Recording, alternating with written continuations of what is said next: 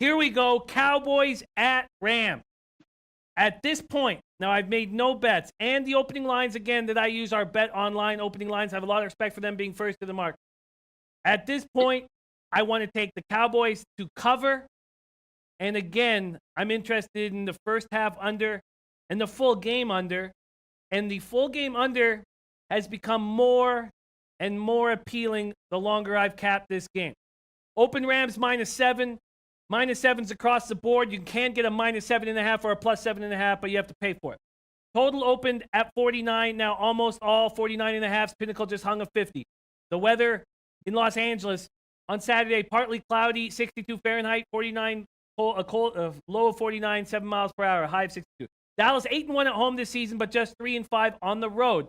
Cowboys have won each of their 3 games as an underdog of at least 7 points outright this season. Goff is 4-11-1 against the spread in 16 career starts against teams with a winning record, including 0-3-1 against the spread this season. The Rams' run defense is a concern. Zeke Elliott can rush on this defense. This Rams defense allowed a higher yards per average than any other team in the league this season. And I know that there are some ways of explaining that, but we can get into a little bit of that in a bit. The best way to keep a high-scoring team off the field, obviously, is to run the ball. Rams went 7-1 at the Coliseum and averaged 37 points a game. But their offense has not been the same since Cooper Kupp was injured. Marinelli's an incredible D coordinator. We got 2 linebackers in Van Der Esch and Jalen Smith, who are extremely good, maybe the best tandem in the league. Rams ranked 2nd in the NFL in ESPN's pass rush win rate. How often a pass rusher is able to beat his block within 2.5 seconds. You can thank Aaron Donald for that. He led all players. Rams finished the regular season ranked 1st in offensive efficiency in the NFC. Todd Gurley, good to go after a bye week. They say he's fresh and strong. Referee John Perry threw the 2nd most flags for roughing the passer. This is an aggressive Rams defensive front. They were called for six penalties for roughing the passer this year. Donnie Rightside, I like the Cowboys to cover, and I'm looking at these unders very, very closely. What are you thinking here? Yeah, I'm going to go against you in this one here. Last week, I got outside of the shenanigans, had the Cowboys money line, so I don't have to worry about no kickers and 2-point conversions because I love the Cowboys last week. I love the Cowboys when they're at home, and I love the Cowboys against teams they match up well against because if you saw the game plan, or if you want to call it a game plan, by Brian Schottenheimer to run the football repeatedly up the middle, even though they weren't getting any yards. And then also when you needed a play by Russell Wilson, like he always does, he bails you out and make big plays. And as soon as he makes a big play, you hand it off 3 more times up the middle and don't do anything. So I think that's going to change a little bit this week. But here's the problem that I'm going to run into if I'm looking to back the Dallas Cowboys. 7 points seems like a great number. It does. Hey, look, I understand that you can run on the Rams. But what makes Dallas a good team and teams that I want to watch against is the other side of the football. Because, yes, you can run against the Rams, but your recipe can't be give me Zeke 30 times and run the ball because the Rams are going to put up points. Well, Donnie, I watched the New Orleans Saints only get 10 points. That was at home. That was a great defensive effort. But lately, if you look at what the Dallas Cowboys do in the front 7, they're a great front 7. Their front 4 gets immense pressure, but look who they're getting the pressure off of the past couple weeks. 4 weeks ago, you went in Indianapolis, one of the best, strongest offensive lines in the league, which the Rams have a really good one. They kept the pressure away from Andrew Luck and went 23-0. Then you have Tampa Bay, the Giants, and Seattle, back-to-back teams with rough offensive lines where that front 4 gets pressure and exposes the quarterbacks, which always helps your secondary. That's not going to take place. I love the Dallas Cowboys on turf. Why? Because they're explosive in their front 7. They're built on speed, outside pass rushers, the 2 linebackers in the middle who bite on everything play action because they're so aggressive, which you can get away with in most spots.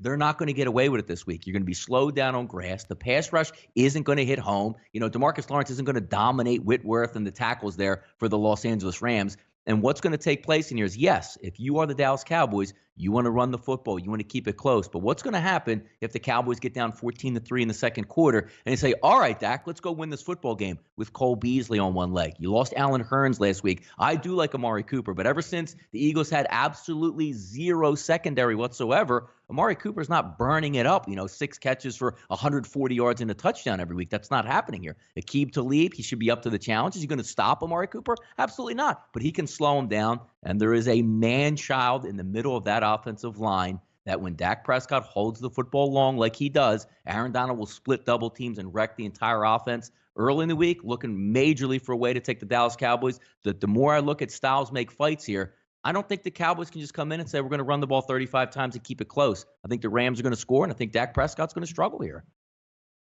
Interesting stuff. Eddie Euler saying Mark Lawrence picked the over in Cowboys Rams. I love Mark Lawrence very much. Whale Capper, you've had a great read on the Rams all year. I've loved hearing your breakdowns with this football team. Cowboys at Rams. What are you thinking here?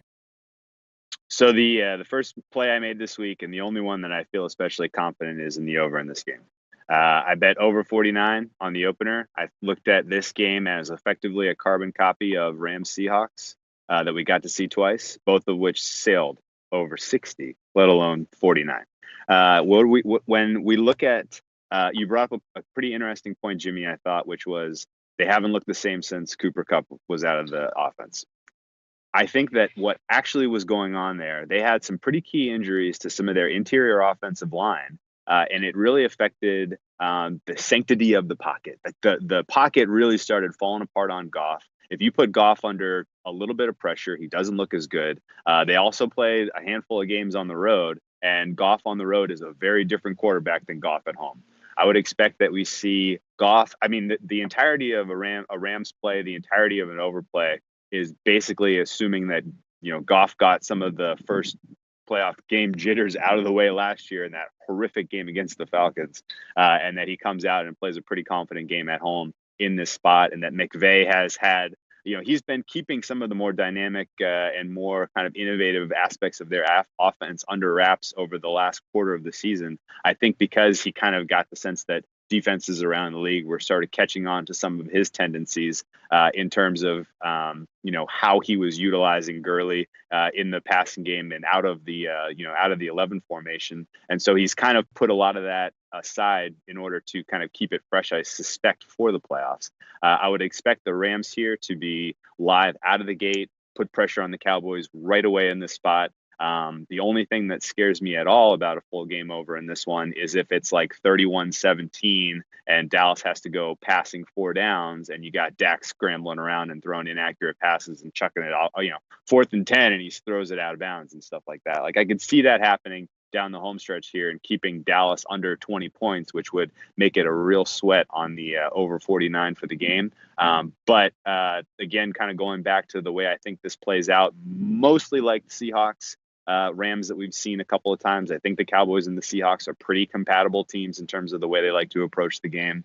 And I would expect that you see the Rams at least through the first the Cowboys at least through the first 3 quarters, at least kind of stay within striking distance of the Rams before the Rams put them away in the 4th. Wow. Everybody agreeing on the over.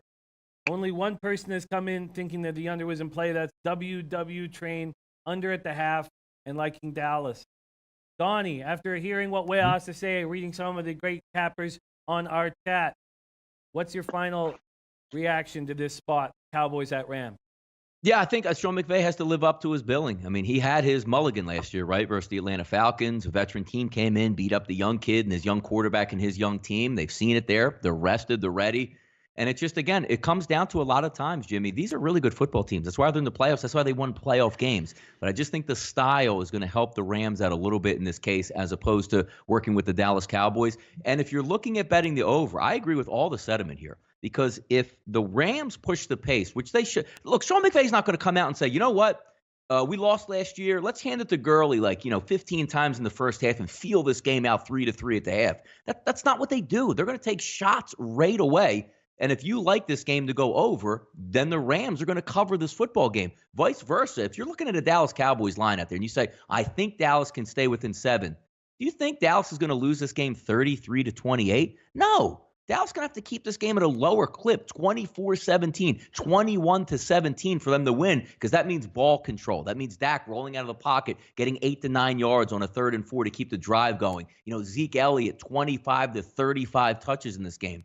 But I don't see that happening because I don't think you can do that against the Rams. They're going to put pressure. So if you like the Rams in this game, the Rams ain't winning 21-17 in this football game. They're going to win by pushing this into the 30s, and I just don't think Dallas can keep up. When push comes to shove and Dak Prescott has to throw the ball 40 times in this game on a banged-up wide receiving core, Aaron Donald coming up the middle. I just don't think he can get done. I look for an interception or two out of Dak Prescott and also a key strip sack fumble, probably deep in his own territory to try to change this game up. I just think it's a Rams game for me here in this one.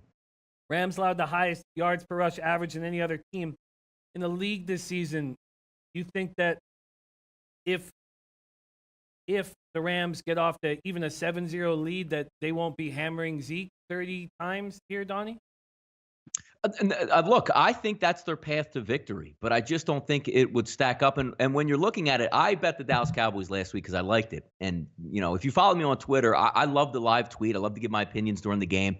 And you're going to have to accept it. If you take the Dallas Cowboys in this game, there's going to be 2 to 3 instances where you're going to say, Jason Garrett just fucked me right there. Like, what is he doing out there? And I don't think Sean McVay is going to do that to Rams backers or fans in this case. But if you bet the Dallas Cowboys, be prepared. 2 or 3 plays in this game where you say, why did they dial that up? What are they doing? A 4th and 1 punt from midfield, a 3rd and 6 inches where you throw a play action deep in your own territory as opposed to just handing the football off and getting a first down. That's going to happen to you if you back the Dallas Cowboys this weekend. Everything points to me again, Jimmy, for the Rams here.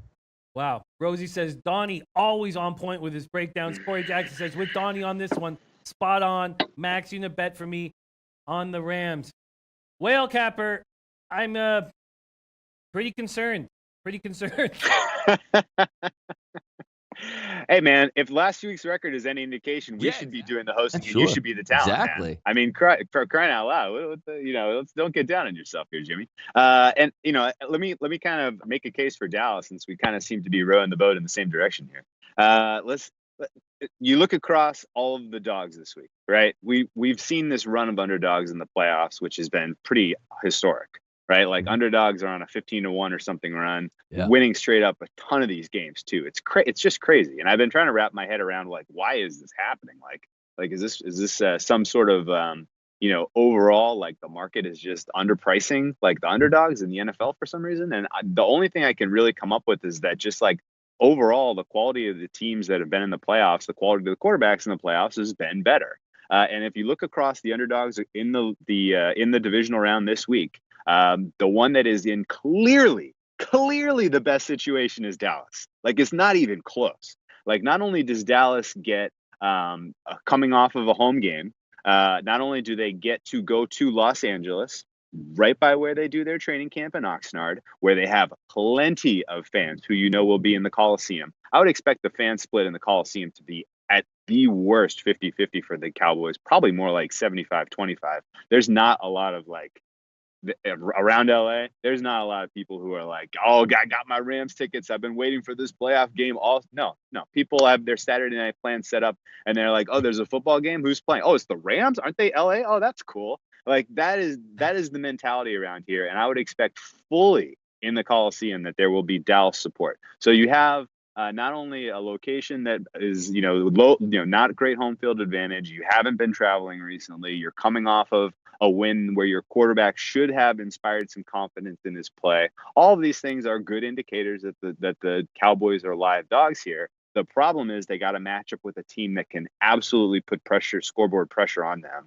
And whether or not the Dallas Cowboys can keep up with that is a question that I do not think they have the answer to. And if the Cowboys cover, is it probably going to be a backdoor cover like we saw with the Seahawks last week? I would guess yes. And if you're asking me if I'm counting on a backdoor cover when I'm betting that Cowboys +7 or 7.5 or whatever number you get, if I'm counting on that backdoor cover and I see Dak Prescott, with the look of fear in his eyes as Aaron Donald is bearing down on him up the middle, I am throwing that ticket in the garbage because it is not coming through. Oh, it's great breakdown, you guys. A ton to think about and goddamn talk. Wow, we are only 24 hours away from these huge football games. My palms are sweating. I'm foaming at the mouth. Hey guys, thanks for tuning in to our channel. Now, we've put a lot of work into producing all these free videos, so please help us out and keep all our content free for you forever by simply liking, sharing, commenting, and subscribing. Now, not to mention, a visit to our industry-leading website will warm the hearts of all our SBR employees, especially myself. Now, the links are over there to the left, so do check those out. Thanks for watching.